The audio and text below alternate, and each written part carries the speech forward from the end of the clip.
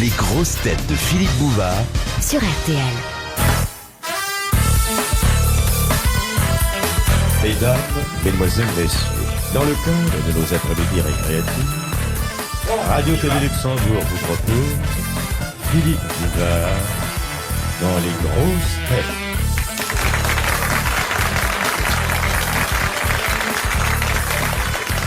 Eh bien, le générique était signé par notre maître à tous, en tout cas un des maîtres du documentaire français, vous l'avez reconnu, c'est Jacques Martin, auquel nous devons un long, très long, trop long, disent certains, métrage sur les églises romanes. Les églises romanes dont j'ai eu l'heure de parler sur cette chaîne sont, je dois dire, dans l'architecture religieuse, des plus passionnantes. En effet, si l'on s'en réfère, et je ne voudrais pas remonter trop avant dans l'histoire, dès le IIIe siècle après JC, nous voyons apparaître les premières constructions. Le dos, en forme de crotte de mouche. Non, je ne vous refais pas la conférence sur les églises romanes. Mais je pourrais cependant à mon tour en parler, parce que l'église romane est en fait une série de joyaux dans lesquels la France n'est jamais qu'un support. Et dans l'église romane, normalement, lorsqu'on voit la tapisserie de Saint-Maclou, surtout, cette remarquable fresque, et il y a dans l'église romane quelque chose d'étonnant. Je ne parle pas de la Madeleine qui n'a ni nef, ni transept, ni bas-côté, comme vous ne l'ignorez pas. Dans l'église romane, il y a l'ordination totale, en fonction de la position de la nef et du transept, d'un désir de se rapprocher de Dieu. Et il y a, croyez-le, une transmission totale de ce corpus Christi dans l'architecture. Dites-moi, je voudrais vous poser une question intéressante. Pourriez-vous donner à nos auditeurs la recette de votre blanquette de veau à l'ancienne? Alors il faut quand même que je vous dise que le co-auteur de ce long métrage très inattendu sur les églises romanes est un spécialiste des histoires de fresques, et c'est Olivier de Kersauzon.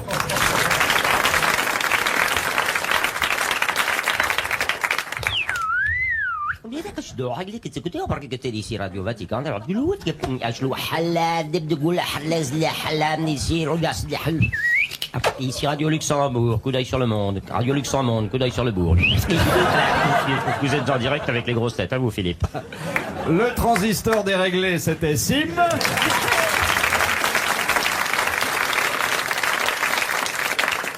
Et la caution culturelle est aujourd'hui gracieusement apportée par l'auteur, le co-auteur du Quid, Michel Frémy.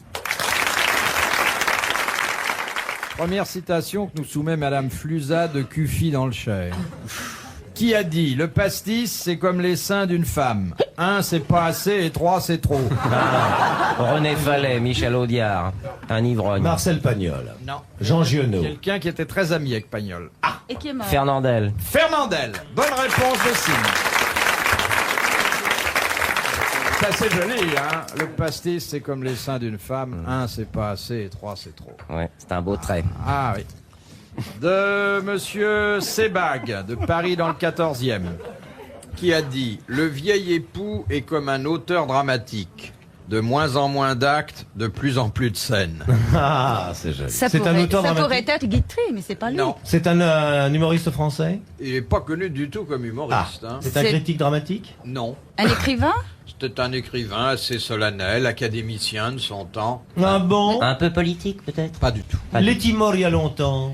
Oh, il est ben mort il y a... Oh, ben Dieu! Quand l'est-il mort, l'académicien? Oh, Philippe! Il y a 30 ou 40 ans. Oh! la vache! Est-il mort âgé? Comment? Est-il mort vieux? Les académiciens meurent généralement vieux, comme Oui. on les élit pas avant 70 ans. Ben! Oh, Philippe! Oui, oui, Père Jacques. Ben, Père je vois pas. Martin. Mais attends, Kersauzon, te vois-tu? Hein? Vois-tu? Et vous, Herbeau, est-ce que vous pouvez nous dire s'il a tenu longtemps la charrue à l'Académie? Quoi qu'il faisait comme roman? Il faisait dans l'agricole, dans le littéraire? Non, il faisait dans ce qu'on appelait à l'époque le roman psychologique. Oh, ouais, c'est Henri Bordeaux! C'est pas loin. Henri Bordeaux, Émile Toulouse. C'est un romancier, attends voir. Mais c'est un romancier paysan, mon Dieu. Mais ben, Dieu non. Pourquoi on parle comme ça, alors? Il est pas paysan, On parle comme ça parce qu'on a essayé de parler comme ça, C'est hein. laissé entraîner, quoi. Allô, vas-y donc, dis-moi un peu ton mot, toi. Ben, je cherche. Eh ben, cherche bien, nom de Dieu. Excusez-nous, pas madame, vous êtes de facile. la ville, non? Alors, il donnait pas dans le sillon grivois, alors. L'Académie française. Bah, y a pas que André lui. Teurier. Non. C'est dans le genre. André Thoran. Mais vous les savez tous par cœur. Un bâton. A-t-il beaucoup écrit? Oui. Il est devenu un auteur classique. Oh, classique, non. C'était un militaire. Non, c'est un auteur, quoi, un romancier qu'on lit plus maintenant, hein. Il n'a Bah, jamais fait non. de politique. René Boilev. Non. Martial Tripou. Qui est, André Berluron. qui est Marcel Tripou? Vous pouvez me citer une œuvre de Marcel Tripou? Plusieurs. Souvenir d'une vache, Le retour à la nature. Comment aimer, Histoire d'un tilleul, Cœur croisé. Tu oublies Sobre mais bretonne. Oui. Prémets-le. Sur la première page est sublime. C'est pas Paul Bourget, mon Dieu. J'avais mis sur la ligne avec Cœur croisé. Paul Bourget. Ben oui. Ah, Dieu, c'est pas n'importe qui. Hein. Non. J'allais dire Alfred Orly, mais j'ai pas tombé, ouais. Hein. T'es sur la bonne piste. C'est ben bon, Bourget. Ben, Oh, Bourget, c'est c'est... bon. Oh, Bourget, oui. Dites-moi, Olivier de Kersauzon, comment commence le Bretonne mais sobre? Vous un vous souvenez très de beau la roman. première page? La première page. La jeune fille regarde la mer. Là-bas, les vagues, les unes après les autres, viennent changer la forme de l'horizon. Elle regarde vers la bouteille du Calvados. Son regard risque de se perdre dedans. Elle le regarde une fois, elle la regarde deux fois, la troisième fois, elle ne la regarde plus, elle l'a dans le bec. Elle le louche sur le goulot. Non, mais non, si la littérature vous intéresse pas, si. Excusez-moi. C'est le chapitre d'ailleurs intitulé Boulot, dodo, goulot. Et c'est comme ça que, en regardant par la fenêtre, que je vous relis ici, elle voit le bateau de son père au large dans la bouteille qu'elle boit. C'est sublime, non? Ah, c'est ça. C'est pas que de la littérature, c'est déjà de la photographie littéraire. Ah, oui. Ah, Marcel Bridoux avait du talent. hein. Exactement. ouais. Comment ça se fait que Marcel Bridoux ne figure pas dans le quid, Madame Frémy? Ah, je me le demande. Parce que si la mère Frémy buvait moins, eh ben, elle mettrait des trucs plus mieux dans son quid. Il est vrai que vous m'en voulez, j'ai pas encore compris pourquoi. Mais parce que- qu'il figure pas dans les records. alors Exactement. Ah, mais il fallait le dire. Non, je ne vais pas le dire. C'est à vous de faire des livres sérieux plutôt que de mettre des n'importe quoi. Et j'ai des noms dans vos corps à obsédés sexuels, il y a des noms qui ne sont pas dignes de la carotte d'or. je vous le dis. Vous pouvez le mettre dans le record d'endurance sur le plan du whisky. Je crois qu'il a établi un certain nombre de records. S'il n'y a plus de place du côté de la voile, Oh, monsieur Bouvard, je bois moins que vous ne dites du mal d'autrui. de Monsieur Nicolas Jec de Reims. Ah, le revoilà. Il Dans a un quel- nom d'avant-centre, ce garçon. Oui, mais Et voici Nicolas Jette qui remonte avec la balle au pied pour l'équipe de Reims. Qui s'approche, tombé Tibard, l'euro, Tidard, Nicolas Jacques qui reprend le ballon, qui s'approche des buts, la foule est en délire, on s'approche, ça y est, c'est parti, le ballon est retombé dans la zone des centrales, et revient de l'autre côté de la touche, c'est trop tard, Nicolas Jacques revient avec le ballon souriant, détendu, décontracté, bien que ce soit blessé à la gauche. Vous êtes l'entraîneur de Nicolas Jacques, comment ça passe-t-il? Nicolas Jacques a eu une saison très dure, je dois dire que son genou lui fait encore mal, mais vous venez de voir sur le terrain, c'est un garçon qui a une très bonne accroche, et je dois dire que sa nouvelle paire de chaussures lui permet de continuer de tourner. Je reviens dans le gros reportage, Nicolas Jacques est approché dans le but, il s'apprête à shooter, il dérape, il shoot, il tombe, la foule est en délire.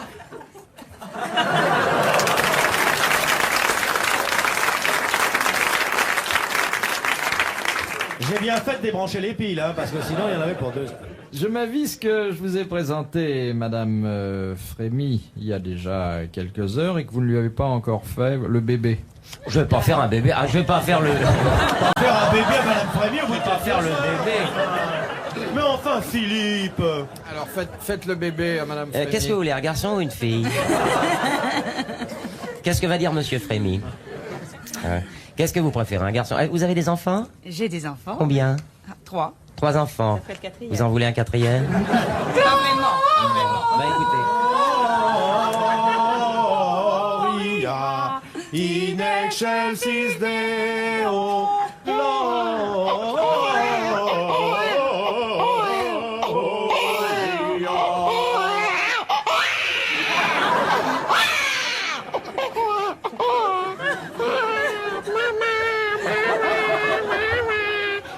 qu'est-ce que tu Vous fais êtes la maman, Madame Frémy, qu'est-ce que je fais? On le garde ou je le pique? Pardon. Ne piquez pas, c'est un hérisson. Voilà, Monsieur Sim vous a fait le bébé. oui. C'est pas méchant. Hein. C'est Ouais, très ouais. gentil. Ouais, j'avais tant de choses à vous dire. Mais est-ce qu'il vous est arrivé, Sine, en faisant un bébé, de faire le bébé? En faisant un bébé, de faire le bébé. Oui. Ce qui Eh vous bien, est écoutez, arrivé. jusqu'à présent rarement, mais je vais y penser dès ce soir lorsque je vais rentrer retrouver ma charmante épouse. Est-ce que vous pourriez, au moment Crucial. faire un bébé, de lui faire. Ça s'appelle Bah, sonoriser les rapports. Écoutez, je ne sais pas, je vais essayer quand même. Je vais essayer. De... De Monsieur Nicolas Jacques, de Oui, Reims. encore de lui. Et Exactement. voici Nicolas Jacques qui revient du vestiaire. Il a bien maillot neuf. Nicolas Jacques qui était relativement blessé, je vous le rappelle, lors de la première partie du match. N'a pas voulu se faire remplacer, c'est avec un courage qui fait l'animation de la foule. Il est très applaudi. Nicolas Jacques de Reims qui réapparaît sur le terrain. Dans quelles circonstances les Derrière le Japonaises... catafalque, Monsieur Nicolas Jacques arrive avec une gerbe offerte par le président de la République. Vous voyez que c'est difficile Pour hein, la veuve de poser une Nicolas question. Jacques, il est très difficile aujourd'hui de suivre ce cercueil. Nicolas Jacques, je vous le rappelle, poseur de questions permanent, homme étonné, homme de lettres et de culture, décédé après un duel à RTL. Vous voyez, Madame Frémy, il y a eu Bah, vous voyez, Madame deux Frémy. époques dans les grosses têtes. La première époque où il était plus difficile de répondre que de poser la question. Maintenant, c'est le contraire. Et ça devient très difficile de soumettre à ces messieurs qui pensent à toute autre chose qu'à la culture une question envoyée par les auditeurs. Alors, la Jacques Martin qui vous parle en direct de RTL depuis quelques instants. Philippe Bouvard essaye de placer sa question. Et Nicolas Jacques qui arrive au virage. Dans quelles circonstances les Japonaises s'attachent-elles les deux jambes serrées l'une contre l'autre? Pour pas avoir d'enfant. Quand leurs japonais sont absents. Ah, est-ce une mortification volontaire? Non. C'est pour éviter quelque chose. Oui. Pour éviter d'avoir les jambes torves. Non. Lorsqu'elles vont se faire harakiri. Bonne réponse de Jacques Martin. Et pourquoi s'attachent-elles les jambes avant de se faire harakiri? Pour ne pas lever la jambe. Pour Pour éviter... pas être vu mort dans une position indécente. Exactement. Très bonne réponse d'Olivier de Kersauzon. Qui c'est qui a répondu? Ah, mais j'ai déjà dit bonne réponse de Jacques Martin. Il y avait deux réponses. Hein. Pourquoi vous y avez très bien répondu tous les deux. De Monsieur Mertens, de Nerwinden, en Belgique. Comment tu fais ça? Regarde. Alors écoutez, tout ça n'est pas très radiophonique. Hein. Alors, il faut que j'explique un peu ce qui se passe.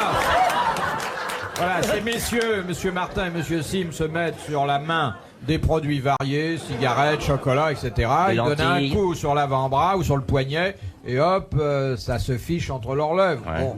Avec des lentilles, vous m'avez jamais vu faire ça? Non, mais avec un poids de 20 kilos, ça me ferait rire. Avec un verre de, Oh là. un verre de liquide. Là. Fais attention à mes dents.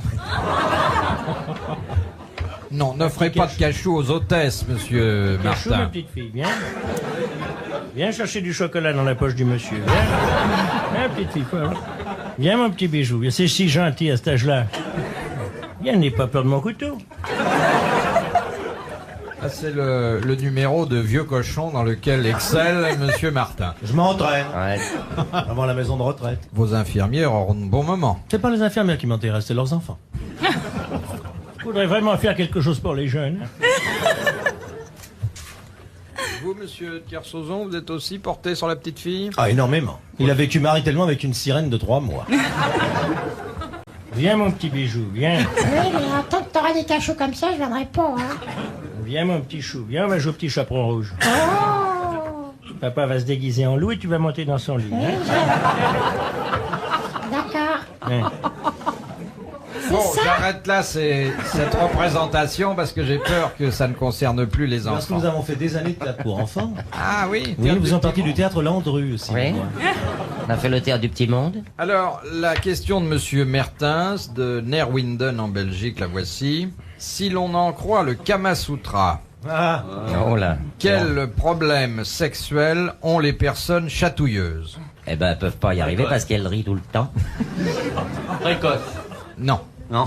Les personnes Non. chatouilleuses sont frigides. Oui. Mais oui. Elles ont face oui. à la sexualité une espèce Une de attitude peur d'une qui régression. débouche sur la frigidité. Sur la frigidité. Très bonne réponse de Jacques Martin.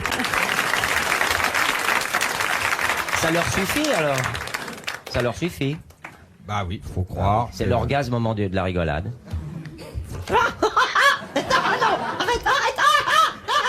Ça y est. De Madame Billet de Villeurbanne dans le Rhône. Elle est d'où? Ah, Madame Billet d'où? Ah, c'est joli. Ah, bah si, bah si. Oui, d'accord. Quel privilège au sein de l'Assemblée générale de l'ONU qu'aucun autre pays ne possède. Ah. Il y a plusieurs Voyage représentants. militaire, Non, politique. politique. Il n'y a pas plusieurs représentants. Si, il y a 3 représentants pour l'Union soviétique. Très bonne réponse d'Olivier de Kersauzon.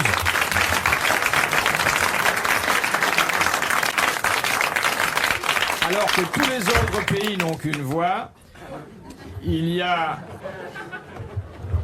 le représentant de l'Union soviétique peut voter pour l'Ukraine et pour la Biélorussie. Pourquoi vous prenez Monsieur Sim dans vos bras, Monsieur de Kersauzon? Il y avoir un enfant. Il doit pas être très lourd, hein? C'est pas comme ça qu'on fait. De Monsieur Mahé de Paris dans le 12e. Les stations de métro, Quai de la Râpée et Louvre se différencient de toutes les autres stations. Par quel détail? Elles sont pas dans un tunnel. C'est gratuit. Elles sont au bord de la Seine. Non, Elles montent. Elles sont en dessous du niveau de la salle. non. On ne souffle pas dans la salle, hein. Ou alors uniquement dans ce sens-là. Et je dois dire que si elles se trouvent dans le même cas, c'est pour des motivations différentes. Elles sont sur la même ligne déjà. Est-ce qu'il y a une question d'eau? Non, ah bon, excusez-moi, je ne prends jamais le métro. Elles sont en sens unique. Parce que ma Rolls n'est pas pliable.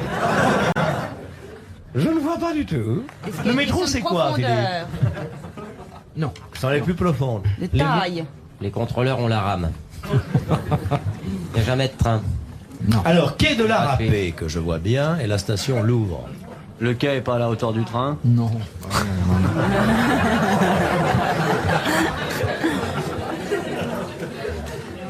Quai de la Râpée. Question et le- d'accès. C'est dans le décor, c'est dans quoi? C'est dans le décor. Ah bah Louvre, c'est rien que de la caillasse et. Non, le Louvre, c'est des reproductions. Mais oui. Alors le Louvre, effectivement, il y a des reproductions. Et la râpée, c'est des d'œuvres d'art. reproducteurs.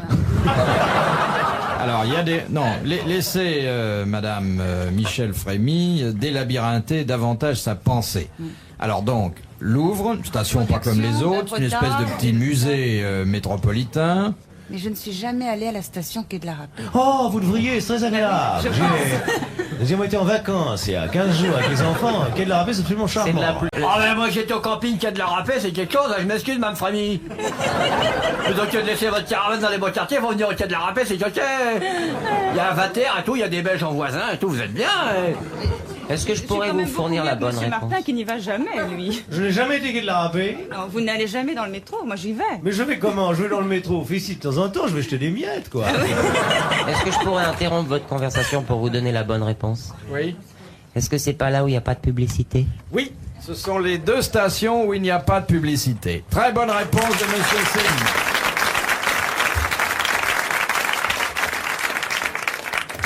Avec son air de pas y toucher. Alors, Ça, vous aviez pas pu Monsieur voir. Sim, j'ai dit qu'il y avait 2 raisons différentes. Alors, si à Louvre, il n'y a pas de publicité, Ben, c'est parce que c'est pour pas faire du tort au musée. voilà, c'est parce que les œuvres d'art monopolisent toute la place disponible. Et si à Quai de la Râpée, il n'y a pas de publicité non plus, alors qu'il n'y a pas d'œuvres d'art, Parce qu'il n'y a pas la place. parce qu'il n'y a pas la place. Très bonne réponse. Bravo. Très bonne réponse. De temps en temps, il faut bien quand même. Monsieur Sim. De Madame Boucan. De Montreuil. Allez-y. Que peut-on apercevoir de la côte orientale de la Corse par temps pluvieux uniquement? On a dit la Sardaigne, mais... Ben, c'est pas les Baléares? Non, Sainte-Hélène. Les sanguinaires. Faute de bons yeux. Oui. Mais je vois ce que vous voulez dire. Non, c'est... L'île d'Elbe. L'île d'Elbe, c'est ça qu'elle voulait dire. Bonne réponse de Jacques Martin. Madame Frémy est excusable, elle a fait, c'est un lapsus.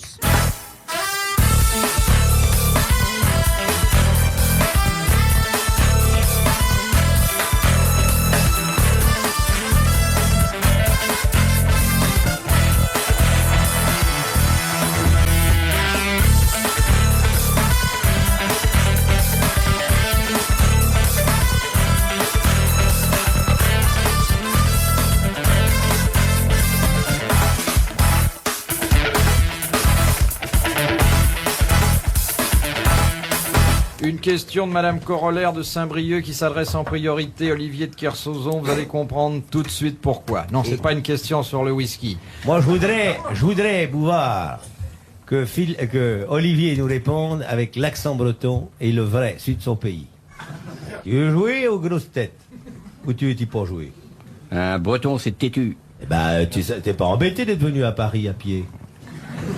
Ça fait 8 jours que t'es arrivé là-bas à la gare Montparnasse. En 8 jours, je t'ai trouvé un emploi ici, alors. T'es pas content de te faire de la radio à Paris? Ben si, mais... Il y a un patron qui a des chemises roses. Et il te plaît pas? Il me plaît bien, mais c'est une manière bizarre quand même, quoi. Pourquoi? Parce que tu trouves qu'il a le même corsage que Bécassine? Ben, une chemise rose, hein, c'est pas fait pour les hommes. Mais qui t'a dit que c'était un homme? Ben, c'est que sa culotte est trop étroite pour être une jupe. C'est pas sa culotte, regarde bien, c'est son collant. Et qu'est-ce que tu es venu faire à Paris? T'étais pas heureux là-bas? Où il y a tout en Bretagne? Les artichauts ont gelé. Alors j'ai été obligé de venir. Monsieur Bouvard. Il a une résidence là-bas. En Bretagne? Oui. Ça m'étonnerait, parce que... Pas fou, pas fou. Il pourrait pas aller là-bas sans guide. Mais vous parlez le breton, monsieur de Kersauzon?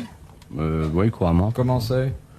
En très den genluur die gedas, mes auditeurs à Bouvard, à l'une arskette trop de dos et de Madame Frémy, genégocier. Vous voulez la traduction? Oui. Vous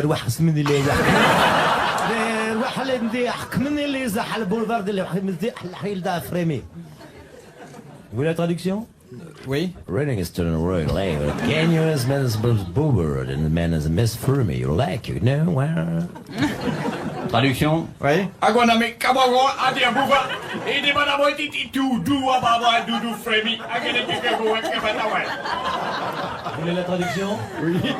Slanzischen Getoneicht unter Funter von der Bouvard, ich leide Exorzitennachten, ein der Fürstenfremi, ja. Vous voulez la traduction? Idrov niet from herdrupten Bouvard, zorgi nicht gemies gedreist mort uit de Frémy. Ik gever nicht minjof. Vous pierre traniskel. Zaginin. Vous voulez la traduction? Oui. Mais qu'est-ce qu'il y a là, Bouvard, aujourd'hui? Ça, je suis Écoute, c'est bien ça qu'on la prendrait pour la frémie. C'est fini, oui. Vous voulez la traduction? Un grand garçon comme vous. Hein? Un grand invalide de guerre, en plus. Famoto, Omondo. Famone, Utaba. Attends, moi, t'es tout. Attaquons. Frémy. Takuma, Oto, Tato, Mini, Ofuta. Aumini, Mino, Hawa. Tagane. Ta. Ewa aga anu wa. Ube buva. Ukama. Unda, Imi, O, E, You, Amanamana, Matakawe. Adigo ya. Odamanama, You, Modamanama, You, Modamanama,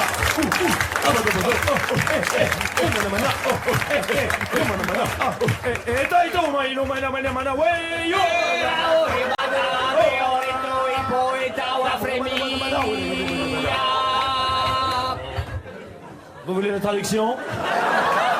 Oh non, on a compris, là, on a compris.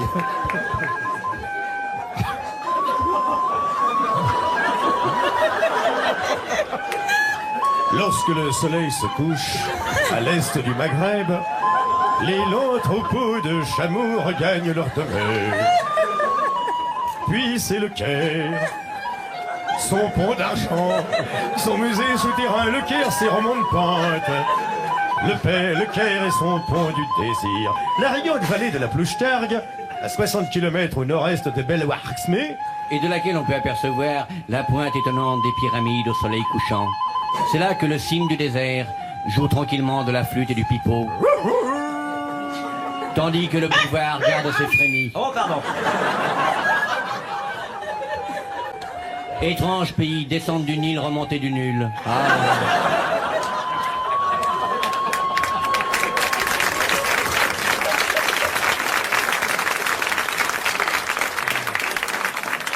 C'était une votre documentaire Pan dans le Nil.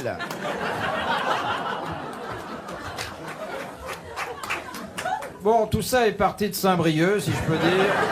En tout cas, vous avez voyagé gratuitement, là, hein? Et du postulat posé par Madame Corollaire, à savoir... Du corollaire posé par Madame Postulat. C'est curieux, un postulat posé par un corollaire. Quelle différence faites-vous? Et je vous rappelle... Je ne fais aucune différence. Oui, vous. Mais monsieur de Kersauzon... Aucune. Concerné au premier chef. Enfant de 1789. À boire, infirmière! Quelle différence faites-vous entre un hublot et un sabord? Le hublot est situé à l'intérieur même et le sabord est situé à l'extérieur. Non, le hublot. Permet d'avoir la tête. Et le sabord, le hublot est rond, le sabord est carré. Ah non. Bon, Madame de Saint-Brieuc. Ah non. Il y en a un qui est à droite et un autre à gauche. Non, il y a une différence fondamentale entre Il y en le a un qui sabord... s'ouvre et l'autre pas. Eh ben oui, il fallait Ah, le dire. voilà. Ah, quand même, hein. Je l'ai dit. Mais pas tout de suite. Bonne réponse d'Olivier de Kersauzon, mais il y en a eu une mauvaise avant. Alors dites donc, si vous confondez le sabord et le hublot, moi je monterai jamais dans votre bateau. Vous y monterez pourtant un jour, Philippe, pour un ultime voyage. Vous irez avec moi regarder la mer dans les yeux et je vous désignerai moi-même la lame qui vous emportera au fond. Et je vois déjà les regards troubles des poulpes. Non, je veux pas me noyer parce que vous me feriez du bouche à bouche. Je vois le regard trouble des poulpes dans les grands fonds.